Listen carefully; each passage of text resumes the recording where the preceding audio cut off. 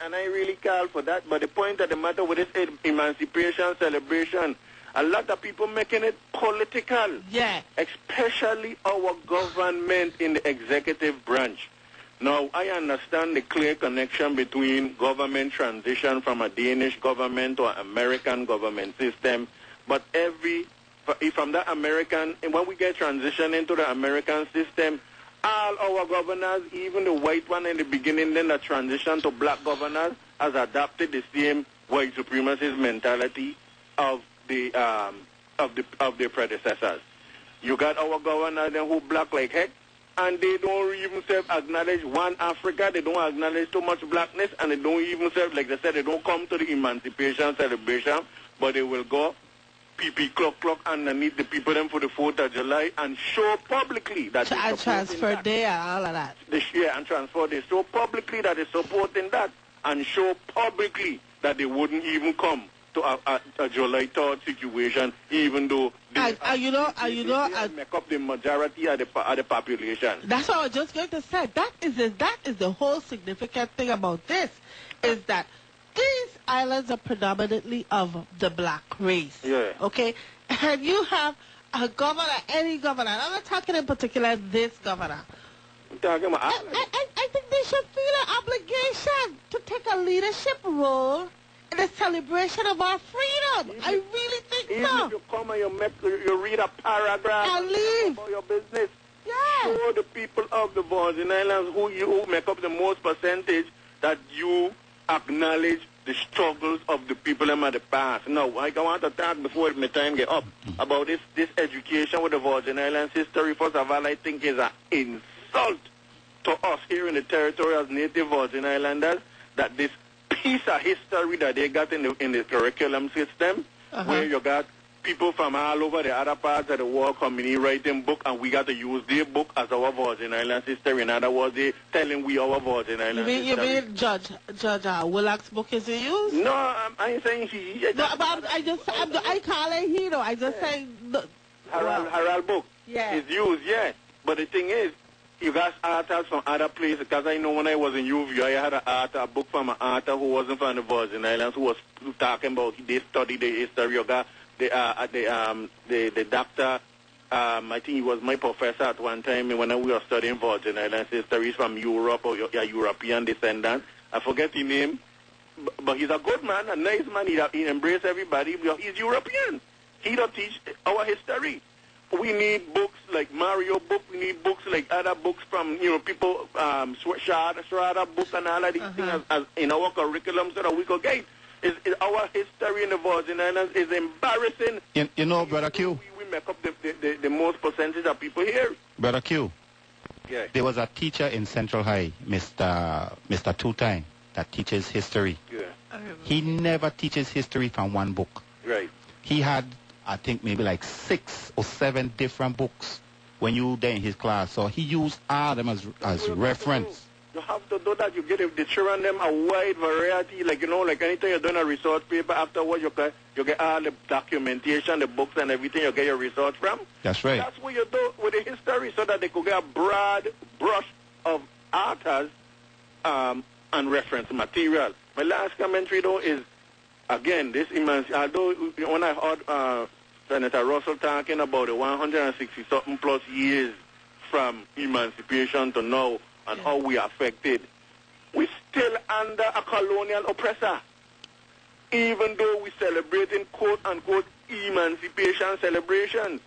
So every year that we're celebrating emancipation, we should be thinking about the day when we're going to be not under the flag of an oppressor. Would you agree with this government right now that we under a mental slavery type situation with this? Anybody will tell you ain't really know the history. You don't attend the activities.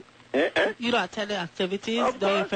Do you remember when Louis Farrakhan spoke to the crowd? Yeah. And his message was clear.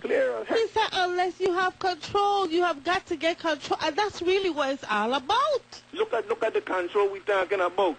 When we have a governor who's supposed to look like we got a lighter complexion and we but still got the roots from we. going to fight down our constitutional document and all the people them in leadership, including Congress people, fighting down the document because we dare to put in the document some privilege for native Virgin Islands. You see the bullcrap? This is ignorance. That's why this emancipation celebration is so significant to our history. Because it's significant to our future. Yeah, if we don't, I know one thing, we got to start letting people know who we are. When you fill out documents and things these, when you go apply for jobs and stuff, and they got Native American, American this, American that, we need to let them know straight up, we Virgin Islanders. But you see, you can't pick and choose. You can't pick and choose, in my opinion. You can't pick and choose what you want to be a part of. When you come and you say, this is your home. You know, you have to embrace and engage. Yes. And the next thing why we need to engage this history in a quantitative and a qualitative manner in the school system is because we have to study, including other history like apartheid, and understand how in the heck apartheid come into existence and what did they do to segregate people by race. Nowadays, you don't have to segregate people by race. You can segregate people by economic wealth or economic stance. Which is commonplace in most societies. Which is happening in St. John and St. Thomas and in St. Croix, which is the Virgin Islands as a whole, that we are being segregated more and more by economic wealth than a race situation, because they know that race situation we are more dominant. And it would be a damn daring thing to come and do something like that. So the point of the matter is we really must include this history and look at this history better. And sorry to say, our people who are led by leaders, unfortunately, it is just like a knee-jerk reaction. They follow the leaders blindly because they think that the leaders is supposed to get the best interest at heart. And start to say our leadership ain't care about our history. So when they don't care about our history and don't come to the emancipation celebration, like magnet, you got a lot of people that just follow suit, and that's why you don't see them coming to emancipation celebration, because they blindly follow the leaders and think the leaders right, so they follow the leaders. And I'm talking about the Eastern Caribbean people, because they black like we, and they went through emancipation situation like that, so they should be there too. Well, see, that's my point when I say that you shouldn't pick and choose, okay? Because this is a part of what Virgin Islands is about. Like I said, you know, and I prefaced my earlier statement by saying, ain't every single thing that's said at the podium I agree with. You know, but that's who we are as individuals. Okay? Exactly. But you're going for the experience. Yes. Thank you very much. And to share in the significance of the event. Okay? And to say that, oh, it's politicized. My God, I don't care about the person who gets up there and who they are and what they represent. Right. I care about, like you just said, the significance of the event itself, sharing with the people who you always see in such a long time, and knowing that we could celebrate this event. Knowing that we can celebrate it and celebrate it freely. Now, let me say one more thing with regards to elected officials and their leadership. Any leader must want a legacy.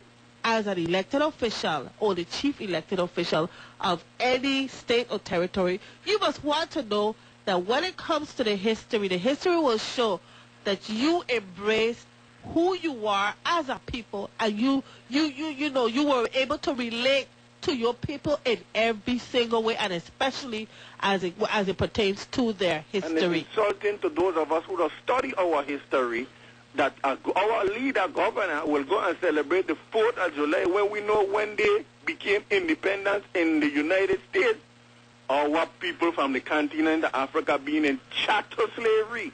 And then you're going to go and still celebrate this thing every year because they get independent. First of all, they thief the land from the Indians.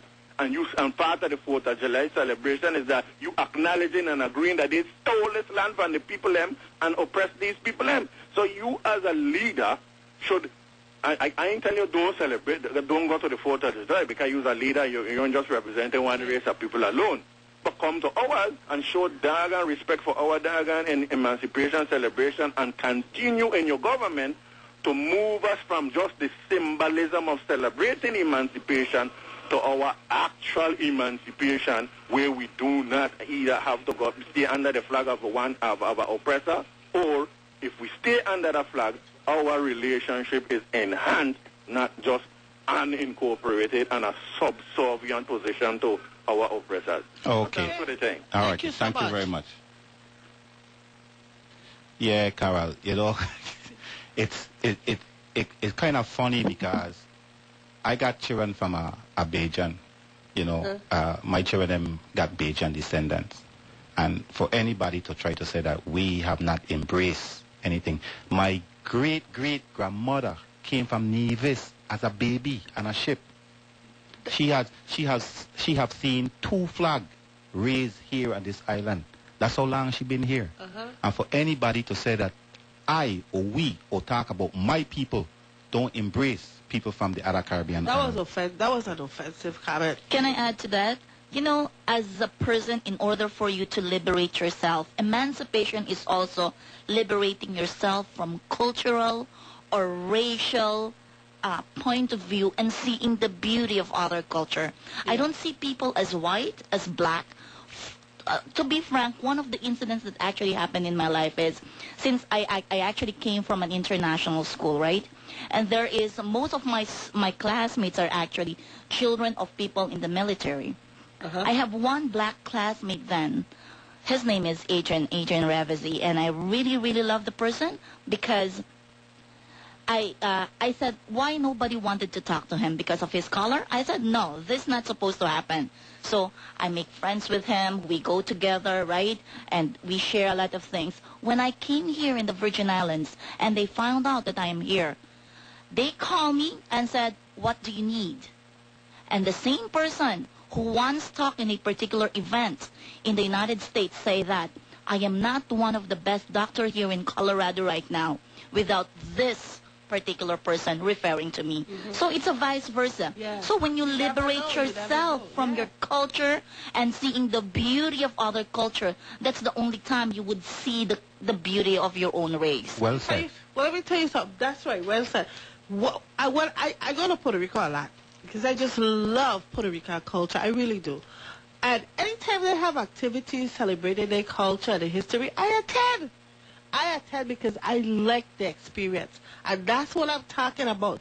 You're in a place, you call it your home, you want to know more about the home. Don't stay at the peripheral and look at it and criticize it because you don't know if you don't get involved. And a short comment, even though the Puerto Ricans may embrace you, Puerto Ricans are first in dating. You can't go there and say, oh, Puerto Rico is free. And I can respect that. I do respect that. It's free. Yeah, you could come to Puerto Rico. It's free. Yeah. But you hold your ground because if you don't hold your ground, they run you out. It's just like and any company like Diageo and all them kind of places come into Puerto Rico, they tell you Puerto Rican must get job first. Yeah. And ain't no racial thing or nobody dislike for anything. They're just looking out for the people first. Let's go to the next caller. Yeah. This is good caller. Good morning, caller. Good morning. Good morning. Good morning. I just heard something here that I'm concerned about it. There was supposed to be a newspaper interview with Mary Moorhead. Yeah. And she's now named Mike Moorhead. Yeah, I just was asking her about that. Yes. These are the subtle things that happen. That's right. It's I think when we have to pay attention. Yes, very serious. It's a typo. Typo or not? Why did it happen? You interview a female, right, that's known in the Virgin Islands. Thank you.